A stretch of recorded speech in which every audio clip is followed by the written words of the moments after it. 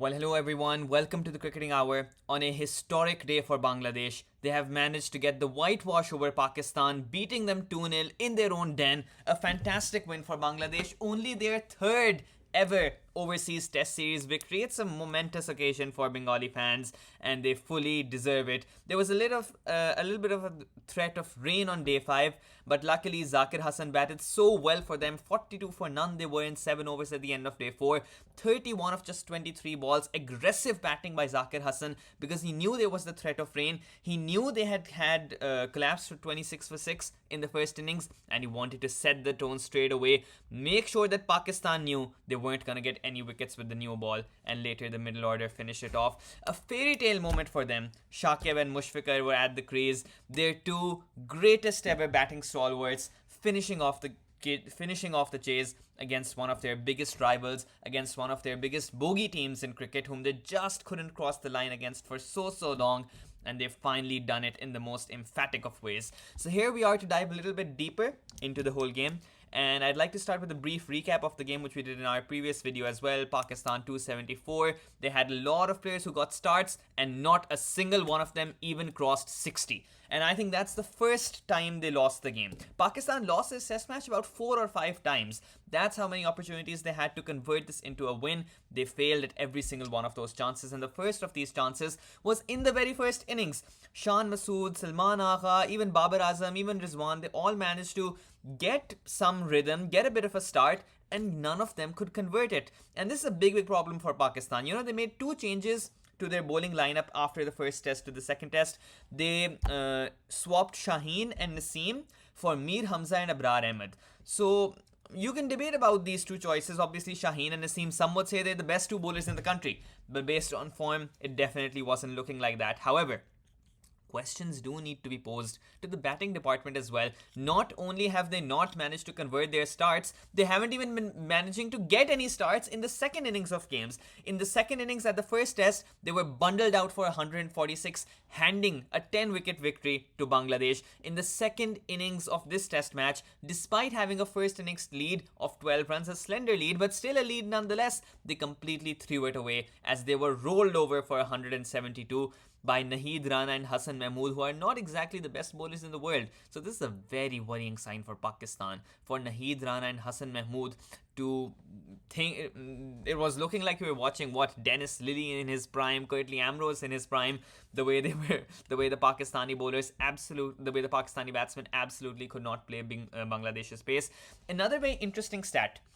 This is the first time in their entire almost 30-year-long history of Test cricket that all 10 wickets in an innings have been taken by Bangladesh by their pace bowlers. This is a tremendous revolution for them because Bangladesh, for as long as we've known them, have been defined by spin bowling. Relatively, they have lacked a lot of goods in the pace bowling department. If you go back to before 2016, I don't think you can name a single world-class pace bowler who came from Bangladesh. First they had finally Mustafizur Rahman, and then gradually they developed their pace program, but before that they were completely reliant on spin.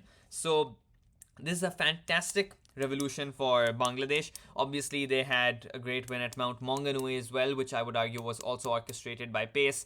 And in this game, even though they could not play their first choice 11, this is something we should recognize. This was not their first choice 11 because Shoriful Islam after the first test was injured with a groin injury and they had to play Taskeen, which is pretty much like for like. One's a left arm, one is a right arm bowler, but generally they're both pace bowlers, and Taskeen Ahmed managed to get the job done for Bangladesh as well. While we're on the subject of pace, what has happened to Pakistan's pace bowling department, a country whose very existence in cricket has been defined by the names of the Sultan of Swing and Waqar Yunus and the Rawalpindi Express? Where are the pace bowlers now? We talked about Shaheen Afridi as if he's the future who's going to dominate cricket for the next 10 years, and you have dropped him from the second test. You talked about Naseem Shah, who was the youngest player in the history of Test cricket, or one of the youngest, to take a hat-trick in 2019 at home. Where is he now? He's not playing the second test either. And who is playing in his place? Muhammad Ali. Muhammad Ali, a 31-year-old domestic player, has been called up to play for Pakistan. You look at Abrar Ahmed, okay. You look at Khurram Shahzad. He's a 24-year-old. He's got talent. And he did take a 6 for in the first innings, although he could not convert at all. from the position of Bangladesh being 26 for 6, they got to more than 10 times their total. So a lot of worrying signs for Pakistan. And the question is, there's no dearth of talent. But where is Shanawaz Dahani? That's a name I haven't heard in a long, long time, despite no lack of talent. Where is Ehsanullah? He's been injured. What sort of injury has he had? Has he been taken by aliens to Mars? That's what it looks like. I haven't seen him for that long.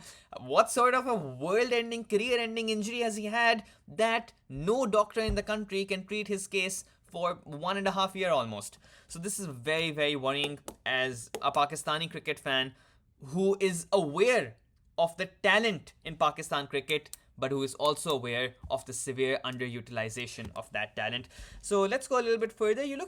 Let's actually dissect the third innings of this game. So Pakistan 172 all out. Salman Agha really batted a bit and no one other than him managed to produce of anything of much substance. Bangladesh's pace blew away Pakistan. And a key reason for this is you don't have that quality anymore in your domestic cricket. See, if a player like Naheed Rana and if a player like Hassan Mahmood is taking a 4-for and a 5-for against your lineup at your own home on a pitch that your players play on day in and day out, the first thing it tells me is that your players are not equipped to play pace at a high level.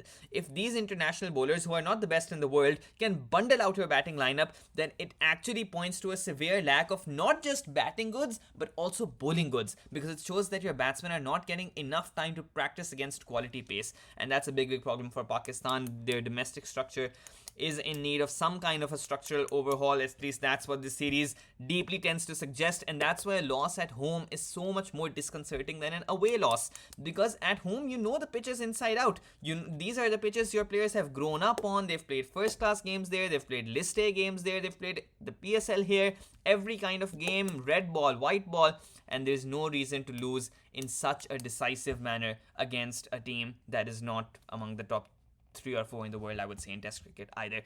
Let's talk a little bit about Pakistan in general at home. Since February 2021, they have not won a single home test. In the format of cricket, where home and away advantage matters the most, more than any form of white ball cricket, where away test series wins in Australia, in England and South Africa and West Indies are valued far more than perhaps even some ICC events at times. For example, an away Ashes is a huge deal, and away Border Gavaskar series win is a massive deal. And at home, Pakistan have not won a match, let alone a series, not won a match for more than 3 years. Since February 2021 against South Africa, and even those were relatively, they were not dominant wins from the Pakistani team at any rate. Since then, they've had 4 draws and 6 losses. I have no explanation for that. They've been crushed by Australia. They've been battered by England, and now they have been thoroughly dismantled by Bangladesh. And at least, Australia, England, you can still say, okay, they're part of the big 3. What is Bangladesh? Bangladesh is not part of any big 3. Bangladesh has the same resources, generally speaking, that your team does. You can't complain of them having more money or a far greater population. The only thing they have is better utilization of resources, and that's why they've been able to thrash Pakistan in this series quite thoroughly. Another thing is the crowd. So people have been complaining about the crowd. Firstly, if I am living in Rawalpindi, which I am not living in Rawalpindi right now, but if I was there, I would have absolutely no desire to go and watch a match with the Pakistani team in this state. Let's just leave that out there. If you want to attract fans, well, first of all, start playing good. Nobody wants to spend money, come to the stadium only to watch their team get battered and dismantled across the course of 5 days. The second thing is, of course, the stadium facilities in Pakistan, generally speaking, are not the best, and especially the oppressive heat of Pakistan. I don't think anybody is going to want to endure that for too long. If more indoor areas can be made for sitting, Pakistan is a place where 40 degrees, especially in Rawalpindi, 40 degrees plus, 30 degrees plus is really normal running for the weather. So some kind of indoor facility, if you can enlarge the indoor pavilions a bit, just make a glass, just make some kind, put a few fans here and there, make it livable for the spectators. I think that is going to be one thing for attracting more fans. But really the main thing is for the team to perform well. Nobody wants to come watch matches and see their team get thoroughly destroyed. So I think the main blame should actually be laid on the quality of cricket, not the quality of stadiums in this particular case. Pakistan were never whitewashed in cricket at home until December 2022, and that was a severely ignominious defeat to England. The second time they have ever been whitewashed is now. The first time you could say, okay, England, baseball, new strategy, whatever. Even though those excuses are not valid, you should still not be getting whitewashed by any team at home. Now they have been whitewashed by Bangladesh. There is no excuse, especially a Bangladesh that was down and out in the second test at 26 for 6, especially a Bangladesh that was down and out when you were 448 for 6 declared in the first innings in the first test at Rawalpindi, especially a Bangladesh that was without one of their pacers, Shoriful Islam, one of their first choice players, was out of the lineup. So this is a big problem for Pakistan, and it suggests a lot of problems for them. Shan Masood, the skipper, he's been the captain for 5 games. The first game he lost, the second one he lost, the third one he lost, fourth he lost, fifth he lost again. What sort of a captain is this? What's going on? And I understand that the captain obviously can't do everything. Arguably, you can say even if Babar Azam was the captain, things would be no different. And the string of 10 consecutive winless home test matches I've been talking about does encapsulate 5 games under Babar's captaincy as well. So I don't want to lay the blame exclusively on Shan. But there's 2 things. A, the results clearly show that probably changing the skipper, disrupting the balance of the team, I don't know if it was a good decision or a bad decision, but it's clearly not made any changes to the fortunes of the team. It's not made any positive change at all. Arguably, it's only made negative changes. The second thing is that, again, what is going on with Pakistan's squad? Naseem Shah has been rested, which is very strange because he's already come to the series after a long break from Test cricket. He plays 1 test and he needs more rest. Is he an international player? How much rest does he need? If he needs to rest so much, then he can retire now, stop playing cricket and sit on a bed all day. I'm sure he has the money to do that. Shaheen Afridi, if he's getting dropped and he's your star player who you just wanted to make the captain of some formats a few months ago and the chairman changed and whatnot, this is one of the best bowlers in the world. Such a player, firstly, I don't agree with dropping Shaheen, by the way. I think no matter what happens, you should still play Shaheen. But the fact that we are even talking about Shaheen being dropped shows how woeful his form has been.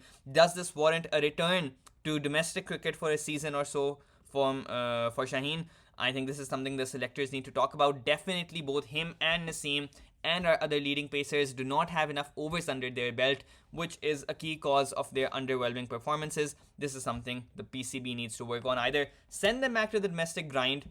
The coach should tell Shaheen and Naseem point blank, look, you want to get in the team, go have a domestic season where you light the stage on fire. If you can do that, you can come back. Otherwise, don't come here again. You know, we keep talking about making these bowling changes. They had 2 changes in the bowling department at Pakistan. No change in the batting department, despite a 172 all-out innings and a 146 all-out innings. What is Mohammad Huraira doing? Mohammad Huraira has completely done everything he could. He has broken down the selection door, and there's not a place for him in the team. On current form, you could argue even Babar Azam cannot justify spot, but we know Babar's talent, so we will keep him.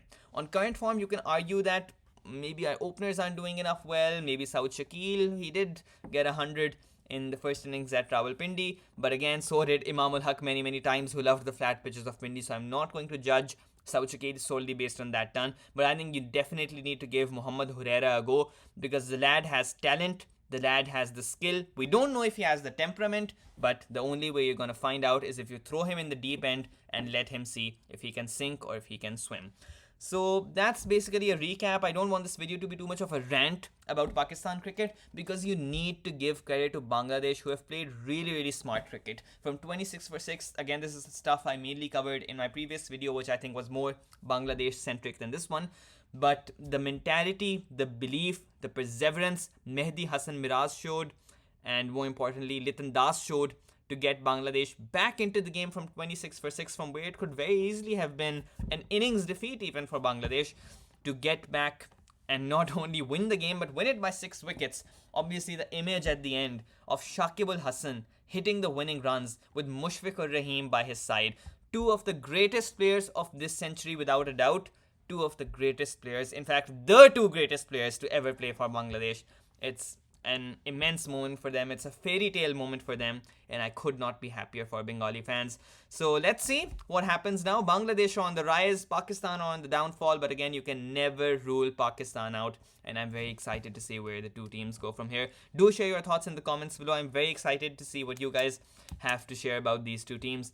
and have a nice day. And like the video if you liked it, dislike it if you dislike it, and subscribe to the channel for more content. Bye.